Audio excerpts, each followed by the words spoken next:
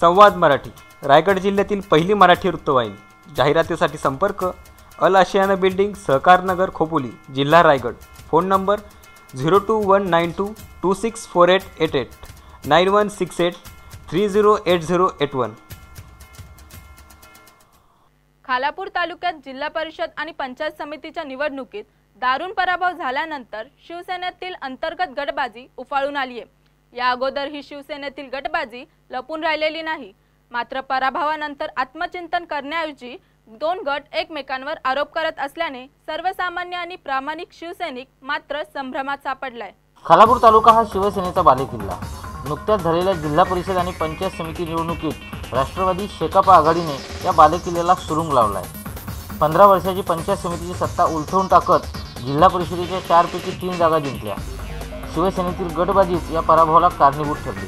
त्यामुळे निवडणुकीच्या निकालानंतर प्रामाणिक आणि सच्च्या शिवसैनिकांना मात्र हा पराभव चांगला जिव्हारी लागलाय। या पराभवाच्या गर्दीतून बाहेर येण्यापूर्वीच सासगाव गटातील जिल्हा परिषदेचे पराभूत उमेदवार भाई शिंदे आणि उल्हास हुरुके, HR पाटील, संतोष विचारे यांच्यातील वाद उफाळून आलाय। भाई शिंदे यांच्या पराभवाला उल्हास हुरुके, HR पाटील, संतोष विचारे यांच्यासह जबाबदार असणाऱ्या गद्दारांना शिवसेनेतून तात्काळ हकलून द्यावे अशी मागणी भाई शिंदे समर्थकांची आहे। मतदारांचे आभार मानताना लावलेल्या बॅनरवर पक्षातील गद्दारांमुळे पराभव झाल्याचा उल्लेख होता। तेव्हापासूनच शिवसेनेत धुसफूस सुरू होती। सासगावचे माजी सरपंच भाऊ गायकवाड यांनी या गद्दारांची हकालपट्टी करा अशा प्रकारचे बॅनर तयार करून सोशल मीडियावर व्हायरल केल्याने शिवसेनेतील वाद चव्हाट्यावर आला। ज्यांची संभावना गद्दार अशी करण्यात आली त्यांनी पत्रकार परिषद घेऊन भाई शिंदे यांच्यावर जोरदार हल्ला चढवलाय। शिवसेनेत गद्दारी करणाऱ्याला बक्षीस देण्याची परंपरा खालापूर कर्जत तालुक्यात आहे।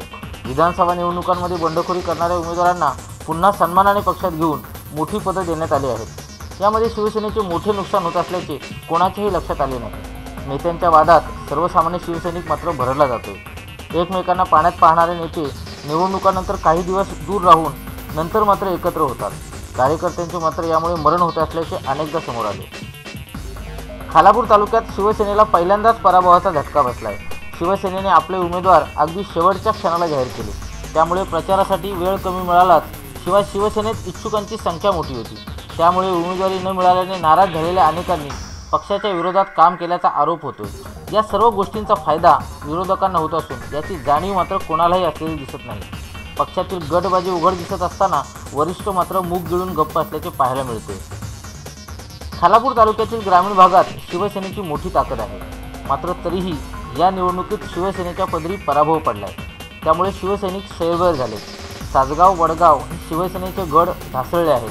मोतीराम ठोंबरे यांनी चौकमध्ये पडझड रोखली असली तरी अन्यत्र मात्र शिवसेनेचे न भरून येणारे नुकसान झाले। खालापूर नगरपंचायतीच्या निवडणुकीत ताकद असतानाही शिवसेनेला असाच पराभव पाहावा लागला होता। खोपोली नगरपालिकेत 10 जागा जिंकल्यानंतर हवेत गेलेल्या नेत्यांना तालुक्यातील पराभवाने पुन्हा एकदा जमिनीवर आणले।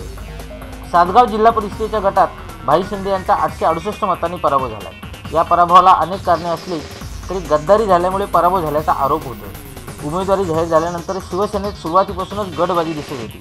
त्यावर नियंत्रण मिळविण्यात पक्षाला अपयश आल्याने भाई शिंदे यांच्यासह रेखा पाटील यांनाही पराभवाचा सामना करावा लागला। विजयाला अनेक वाटेकरी असतात, पराभवाला मात्र कुणी वाली नसतो। त्याचा प्रत्यय या निवडणुकीनंतर पुन्हा एकदा आल्याचे पाहायला मिळते।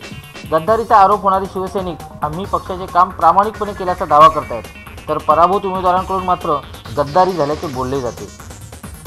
निवडणूक संपली असली तरी निवडणुकीचे कवित्व मात्र संपायला तयार नाही। शिवसेनेच्या या अंतर्गत वादाचा फायदा विरोधकांना होणार असल्याने सर्वसामान्य आणि प्रामाणिक शिवसैनिक मात्र चिंतेने ग्रासला असल्याचे पाहायला मिळते।